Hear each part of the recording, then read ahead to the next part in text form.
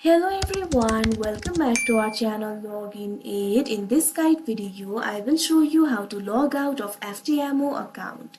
So first of all, what you have to do is open the official website of FTMO. For that, launch open any browser of your choice. Click on the search bar and type in trader.ftmo.com. After that, you'll be led to the official website of FTMO. Initially, you'll be led to this kind of interface. You can see over here right now I'm logged into my account. So if you want to log out of your account, it is actually very simple. For that, what you have to do is click on the profile icon that you can see right over here on your screen. Now you'll be able to find various options like my profile, billing, personalization over here. Over here, you'll be able to find the option for logout at bottom. All you have to do is click on it. Now wait for a while. Now you can see over here you'll be logged out of your FTMO account. So that is how you log out of FTMO account. I hope you found this video helpful. Thank you for watching. Make sure to like, share and subscribe to our channel.